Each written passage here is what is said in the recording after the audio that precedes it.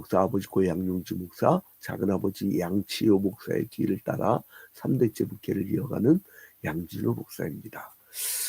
여러분, 이 세상 사람들이 권력은 권력대로, 그리고 또 자그마한 직장은 직장대로, 그리고 가정은 가정대로 왜 이렇게 대척점을 이루고 있죠?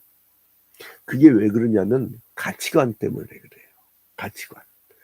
그 사람이 무엇을 지향을 하는가, 여기에 따라서 사람은 달라지는 거예요. 그래서 제일 중요한 게 신앙이냐 비신앙이냐. 왜냐하면 하나님의 말씀은 사랑과 평화와 그 섬김, 나눔, 어떻게 보면 이 사회를 굉장히 아름답게 하는 복음이에요. 근데 인류를 타락시킨 게 뭐였어요? 하나님 말씀에 불순종한 거잖아요. 그리고 죄가 들어오고, 뭐 때문에 죄가 들어와요? 탐욕 때문에. 그리고 죽음이 들어온 거예요. 그래서 이 두 가지 가치관 중에 여러분들이 지금 신앙의 가치관을 갖게 된 것은 하나님의 큰 축복임을 아시기 바랍니다. 그래서 이게 합성어예요, 합성어. 그 신앙은요, 신앙은 그냥 신앙으로 끝나버리면 그냥 허공에 있는 거야, 허공. 그잖아요, 허공. 근데 이 신앙은 반드시 뭐가 붙어야 돼요? 가서 생활을 해야 돼. 합성어예요, 합성어. 신앙은 생활을 해야 돼. 그러니까 명사가 두 개가 합쳐진 거예요. 자, 그러면 이 바울 사도가 에베소서 6장에서 하고자 하는 건 뭐냐면, 구원받은 성도들은 신앙을 가졌으면 가서 생활하라는 거예요. 근데 오늘 여기서 보면은 이 생활을 하는데 어떤 생활을 하냐? 가정생활. 제일 먼저 가정생활. 가화만사성이라고 하잖아요. 가화만사성. 집 갖자. 집에서 화목해야, 화목해야 마음가지가, 오래간만 써가지고 이게 만들어버렸다. 이 가만사성. 자, 그래서 이 집, 니들 먼저 가정부터 꾸려라 이거예요. 그 다음에 사회생활 할 때 뭐 공부해라고요? 사회. 그래서 가정생활, 사회생활. 그러니까 이게 결국은 목표 지점 어디예요? 생활하는 곳이야. 생활하는 곳. 자, 그러면 제일 먼저 뭐를 했느냐? 제일 먼저 성도가 제일 먼저 뭐를 해야 되느냐? 1절부터 4절 봐봐요. 자녀들아. 자녀란 건 누가 있는 거예요? 부모가 있는 거예요. 너희 부모에게 순종하라. 이것이 옳음이라. 그러니까 그 인륜에서 제일 첫 번째 부모에게. 그래서 제일 먼저 바울 사도가 중요시한 게 부모와 자녀의 관계예요. 그러니까 부모에 따른요, 이걸 분명히 구별을 해야 되는데, 아무나 순종하느냐, 그게 아니에요. 여기서 잘 보셔야 돼요. 자녀들아, 주 안에서. 그러니까 하나님 말씀에 기준이 있어요. 마귀의 영역에 있는 그 가정이 있고, 하나는 하나님 나라의 영역에 있는 가정이 있다는 거예요. 주 안에서. 그러니까 이 안에 있을 때에, 그러니까 아버지가 도둑놈인데 그것까지 순종하라, 그건 아니에요. 자, 자녀들아, 주 안에서 너희 부모에게 순종하라. 이것이 옳으니라. 딱 명제야. 더 이상 없다는 거예요. 그 이유는 뭐냐면, 부모는 하나님께서 그 자녀의 생명을 생산케 하셨고, 또 양육할 때 얼마나 힘듭니까? 나는 이 밥상의 영성이라는 표현을 쓰는데, 그 여러분 하루 세 끼를 잘 먹어서 우리가 이렇게 된 거예요. 오늘날 아이들이 먹는 게 불규칙합니다. 암이 많이 걸려. 젊은 애들 왜 이렇게 암이 많이 걸려? 이게 불규칙. 이게 사람이요. 갑자기 충격받으면 미쳐버립니다. 몸도 그래. 몸도 이 안에도 근육이에요. 일정하게 하루 밥 먹으면 이게 24시간씩 대변이 나오거든. 그러니까 이렇게 쭉 흘러가야 돼. 그러면 아침, 점심, 저녁 딱 먹으면, 근데 그렇게 유지한 사람은 폭식을 안 해요. 과식을 안 해. 근데 막 종일 쫄쫄쫄 굶다가 그냥 갑자기 먹어버리면 그거 나중에 그 당뇨병 환자들은 혈당 스파이크 때문에 가는 거예요. 그냥 갑자기 가버려요. 당뇨병 조심해야 됩니다. 운동, 그 다음에 식사 습관, 조금씩 영양소 많게 조금씩 이렇게 했고 세 끼를 딱 채워가지고 그 저혈당이나 고혈당 안 오게. 근데 아무튼 그래서 부모가 나 밥상 여성인데 어머니가 밥을 차리는데 옛날 풀무질까지 했고 1시간 걸려요. 그리고 밥을 차리죠. 그걸 또 치워야 돼. 요즘에는 식기세척기가 있지만 그 당시에 식기세척기가 어디 있어요. 추운 겨울철날이요. 어머니들 손 시뻘게 될 때까지 설거지했단 말이에요. 빨래 가서도 우물가 가서 했다고. 손이 시뻘개지는 거야. 고무장갑이 어디 있어요. 70년대에. 응? 60년대 70년대 우리 살 때 고무장갑도 없었어요. 그 부모님이 우리를 여기까지 만들어 놓은 거예요. 그래서 그 부모의 그 사랑. 그러니까 이게 기본이란 거예요. 기본. 그래서 출애굽을 시키고 하나님이 시내산에 모세를 불러가지고 계명을 주실 때 그 10계명 중에 하나님과 사람의 관계가 1계명부터 4계명이에요. 근데 사람과 사람의 관계는 5계명부터 10계명까지예요. 그 중에서 제일 첫 번째 5계명이 뭐냐? 내 부모를 공경하라. 내 부모를 공경하라. 그거예요. 그렇다고 해서 이 부모가 네 마음대로 하냐? 그게 아니에요. 4절 봐봐요. 또 아비들아 너희 자녀를 노엽게 하지 말고 오직 주의 교훈과 훈계로 양육하라. 노엽게 하지 말라는 거예요. 자녀에 대해서 부모의 권유가 절대적 권유는 될 수가 없다는 거예요. 왜냐하면 자녀가 부모의 소유가 아니기 때문에, 하나님의 소유이기 때문에. 그래서 어떻게 하라고요? 주의 교훈과 훈계로. 네가 가르치는 게 아니라 주님이 가르친 말씀이 있어. 성경이 있어요. 성경은 제가 이미 말씀드렸죠. 성경은 하나님이 이렇게 계시를 하셨는데 다 보여준 게 아니에요. 그죠? 하나님의 세계는 무궁무진해.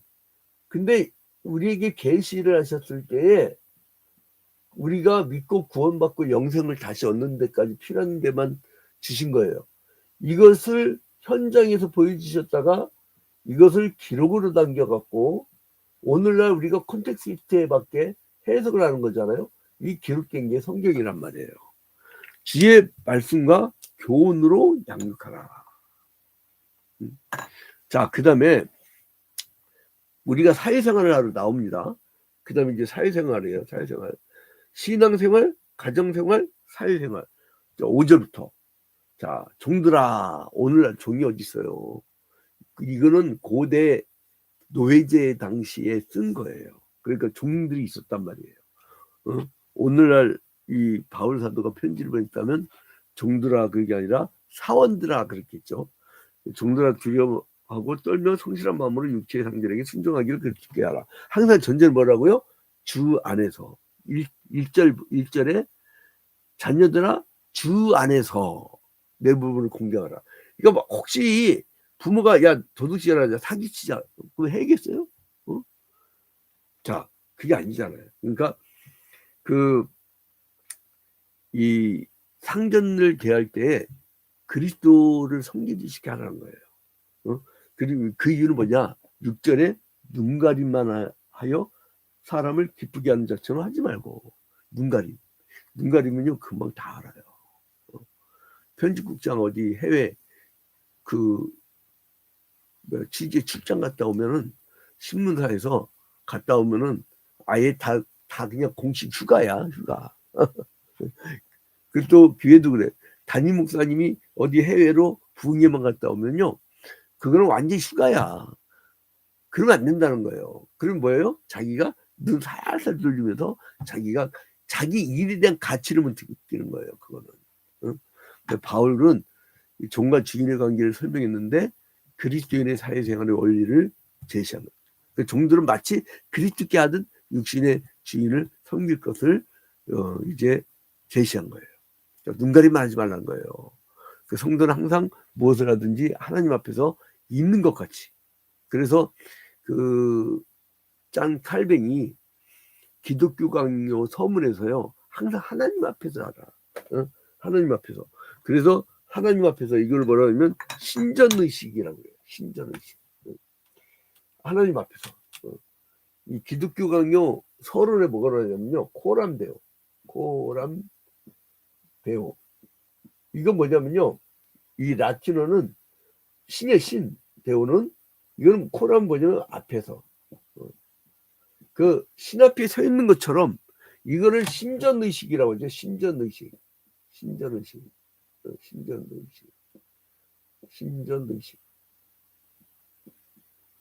하나님 앞에서. 그러니까 우리가 살아갈 때도요, 항상 내가 하나님 앞에 있다. 그러니까 직장 상사가 앞에 있다, 이게 아니라 하나님 앞에서 있는 것처럼 눈가리만 하면 다니지 말라는 거예요. 진정으로 열심히 하면 다 알아요. 제가 그랬었거든요. 제가 목회하면서 글쟁이를 동시에 이제 쭉 했는데, 저는 이중직이 아니라요, 교단에서, 노예에서 너는 언론 선교를 좀 해주십시오라고 해서 아예 공식 인허를 해서 만장일치 결의를 해갖고 공식 인허를 한, 저는 파송한 거죠. 너는 목회도 하고 너는 언론 선교도 해라, 이렇게 허락을 받은 거예요. 자, 아무튼 그래서 이제 근데 저는 어느 신문사를 있든 간에 눈가리만 하고 항하는 게 아니라 어떨 때는 공고만 가볼 때는 밤을 꼬박 새요. 진심으로 명작을 낳기 위해서. 그렇게 하다 보면요, 자기가 그런 거예요. 자, 그 다음에 그러려면 어떻게 되냐, 네가 자세를 갖춰라 이거예요. 뭐냐면 12절, 이 전쟁은 이건 눈에 보이는 현상이고, 본질적인 것은 뭐냐면, 본질적 서브스텐스, 본질적인 것은 뭐냐면은 영적 전쟁이라는 거예요.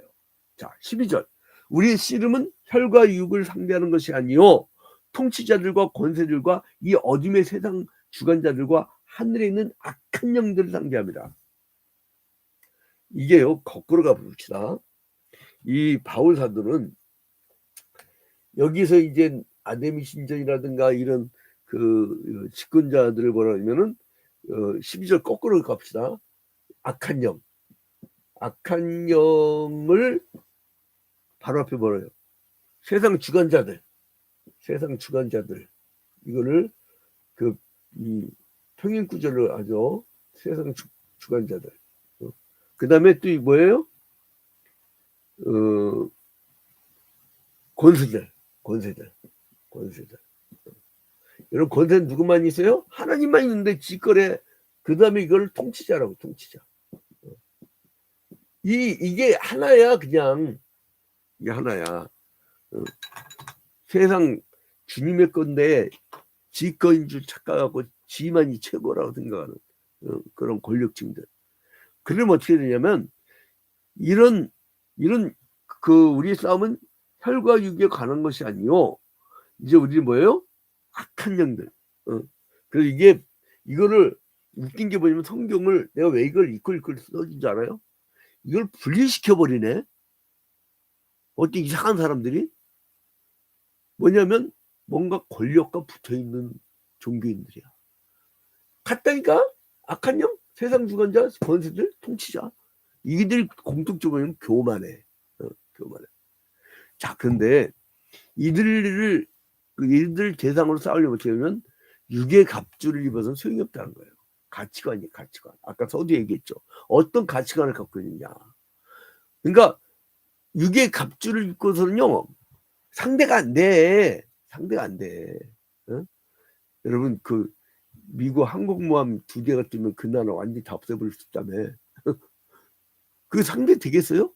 가치관, 영적인 정신갑주를 입어라. 그래서 영교와 싸움에서는 영적인 힘으로, 그러니까 이게 정신 똑바르면요. 여러분 봐봐요. 베트남이 1960년대에 미국을 이겼어요. 그거 상대가 돼요? 어? 근데 이겼어. 어떻게 이깁니까? 정신력이야. 자, 여러분 그래서 이게 무서운 거예요. 자, 13절 보니까 그러므로 하나님의 전신갑주를 취하라. 뭐라 하라? 전신갑주. 이 전신갑주.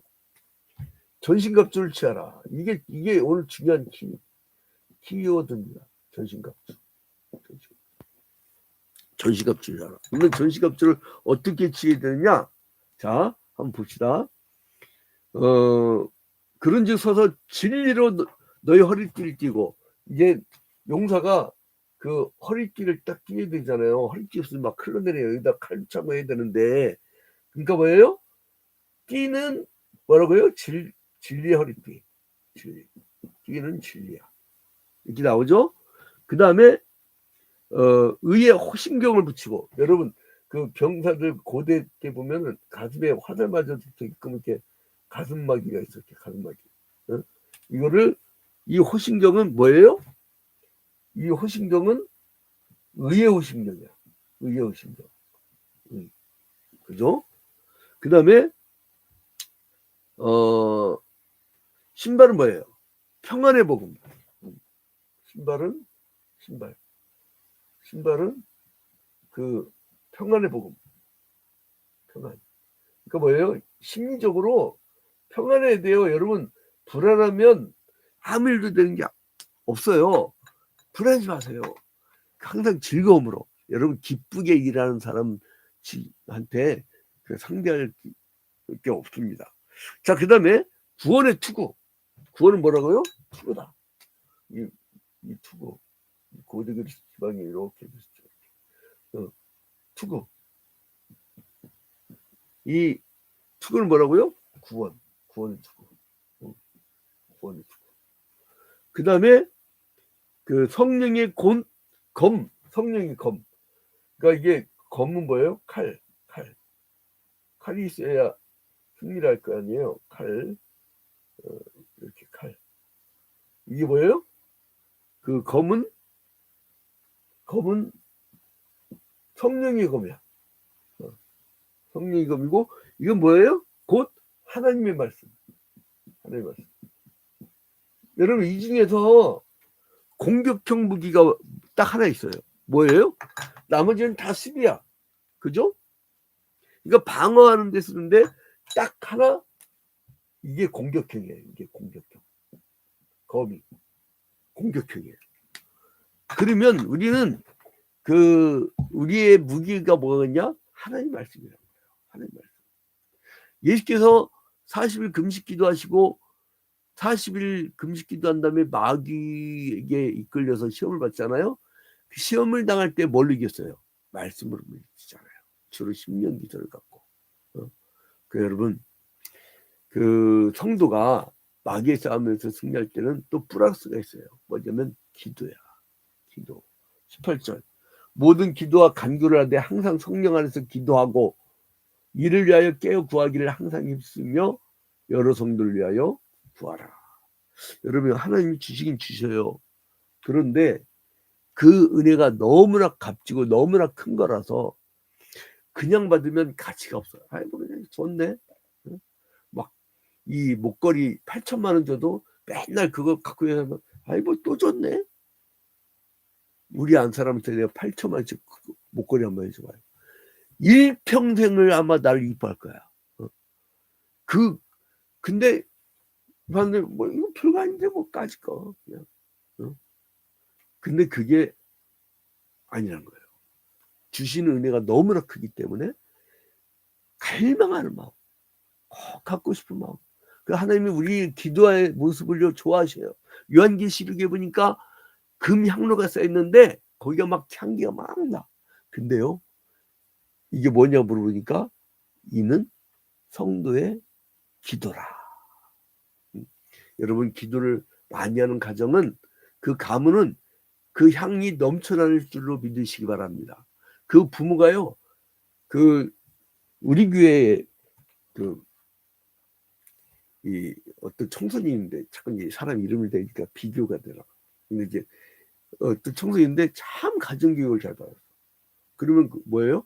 그게 향이 이렇게 있는 거예요. 그러면은 그 부모가 영광이 돼요. 그처럼 여러분 이 기도를 많이 하는 가정이 되길 주님의 이름으로 축원드립니다. 그 다음에 21절 나의 사정 곧 내가 무엇을 하는지 너에게도 알기를 하노니 사랑을 받은 형제요 주 안에서 진실한 일꾼인 두기고가 모든 일을 너에게 알리라. 이 두기고는 누구예요? 이 아시아 사람이잖아요. 그 다음에 바울의 사신이었어요. 로마에서 옥중서신을 쓰는데 옥중서신은 뭐였어요? 에베소서, 빌립보서, 골로새서, 빌레몬서, 에필골몬. 로마에서 이제 옥중 편지를 보내는데 두기고가 빌립보 지방에 갖다 주고 에베소 지방에 갖다 주고 그 다음에 골로새에 갖다 주고 그렇게 했단 말이에요. 그러니까 이 두기고는요 바울 사도에 둘도 없는 신복이야. 그리고 이 예루살렘 교회가 기근으로 굉장히 힘들었을 때 이 아시아 지방에 쭉 돌면서 그 헌금을 걷잖아요. 그때 이 헌금을 가지고 바울과 함께 예루살렘으로 다시 갔던 사람이잖아요. 우리 사도행전 다시 가서 쭉 보시면 나와요. 다시 리피트 안 합니다. 자, 결론을 맺겠습니다. 오늘 하루도 영적 전쟁터입니다. 여러분 올바른 가치관을 가지고 하나님 나라의 가치관을 가지고 기도하면서 승리하는 여러분이 되시길 주님의 이름으로 축원드립니다. 이 세상이 왜 이렇게 아비규환이냐? 전부 육의 전쟁을 해서 그래요. 영적 전쟁을 하면요 조용해. 그잖아요. 왜 아비규환이냐? 육적 전쟁을 해서 그렇다니까. 영적 전쟁을 하면 이 세상에 평화가 옵니다. 사랑이 깃듭니다. 여러분 오늘 하루도 영적 전쟁에 승리한 여러분 되시기를 주님의 이름으로 축원드립니다.